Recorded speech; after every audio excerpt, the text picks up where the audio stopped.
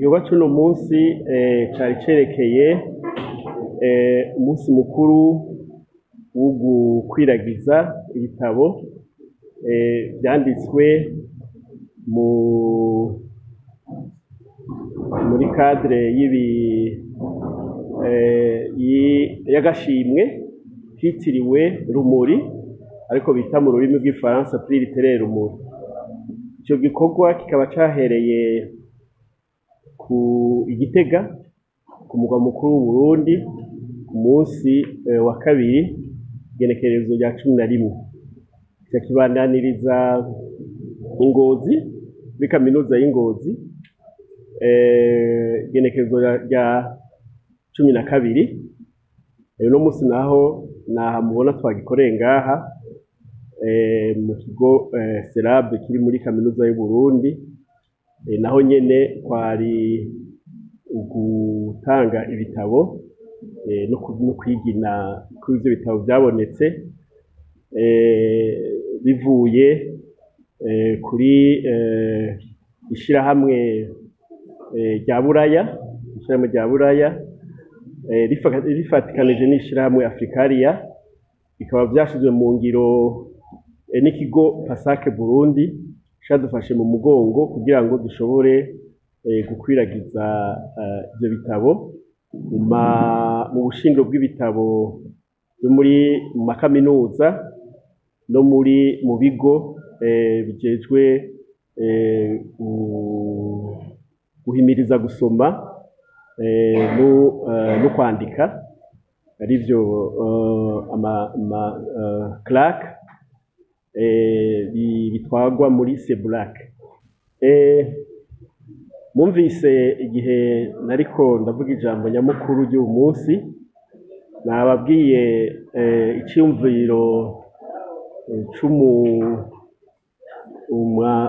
umwanditsi yitwa Antoine Darbala yavuze ati iyo utanditse ntumenya kwiyumvira neza, iyo utamenye kwiyumvira neza ntumenya no kwandika, iyo udashoboye kwandika abandi barabikwandikira.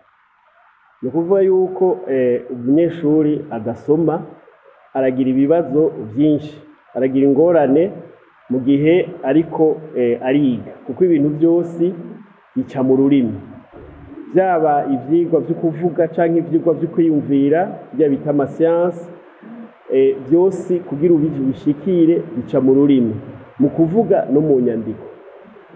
Hama rero abanyeshuri badasoma bama bagira ingorane bakiri ku ntebe y'ishuri mu mashuri y'intango, mashuri yisumbuye na kaminuza, bagaca bagira ingorane n'igihe bageze mu buzi. Iyo hageze gutanga ico bita icegeranyo c'ivyakozwe mu nama canke mu kazi bica bibagora kuvyandika. Ni ukuvuga rero yuko ibitabo twariko turatanga dushaka ko abanyeshuri babisoma hanyuma bakamenya kwandika, bamenye kwandika bakoroherwa mu buzima mu kazi ka misi yose. Uwo nk'umuntu we yize kaminuza amenye yuko azoba ari mu rwego rwo bita abakadre, ni ukuvuga abakozi bo hejuru begereye umuyobozi. Abo nabo bama bababwira bati tukorera icegeranyo c'inama, dukorera icegeranyo c'ibikorwa bimaze iminsi bikora.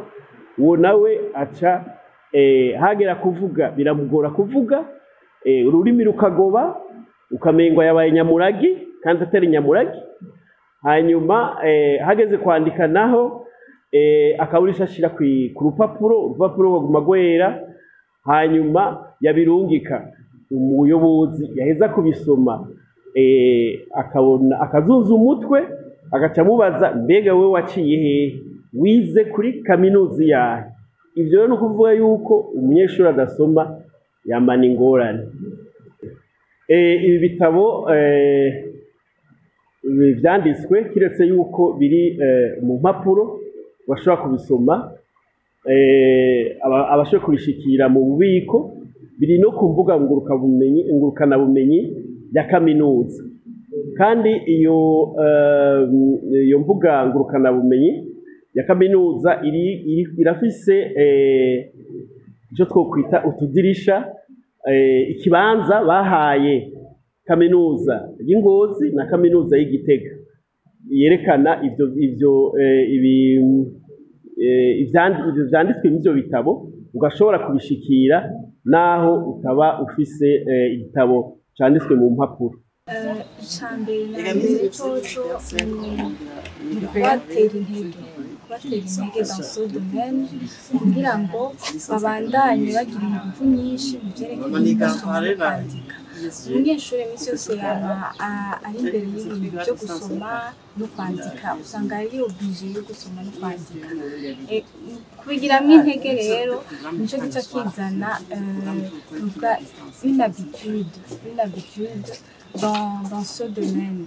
Hama rero ni domaine exija discipline. Urumva ikintu cyose ukeneye kugenda kure muri ico kintu ugira discipline muri ico. Kuvuga uriha ati jewe par jour ngira nzoza ndandika nk'amasaha abiri canke nandika iminota ibiri canke 30 wandika, wiha akanya ko kwandika umwanya umwe, hama ukagenda urabikunda buke buke. Urumva utagira atari ikintu ukunda biragoye kwevuriwa muri ico. Urumva ndateye intege cane abanyeshuri kwama misi yose bimenyereza gusoma, bimenyereza kwandika, ni ikintu kizobajana kure cane. Hama iyo umuntu umaze kugira iyo habitude yo gusoma no kwandika usanga wabaye passionné. Hama iyo uri passionné ukaba ufise vision muri wowe, ufise ico ushaka gushikiriza, uragishikiriza neza ugasanga kiragiye kure, kirasauveje des vies, kiratumye uwundi muntu nawe nashaka guhaguruka ashaka kwiga. C'est avec le prix littéraire du Burundi bamenya muri magazine Jimbere kugira abantu sinzi ko nari kumenyekana iyo ntaba nagize impuzu y'prix littéraire. Ni ukuvuga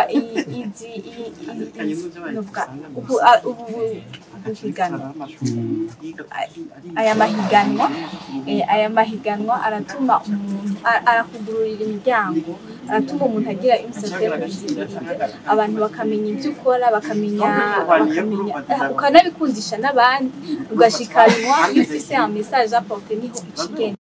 Du nouveau avec Bishop TV. Chers téléspectateurs de la télévision Bishop TV, Bishop TV est un média en ligne.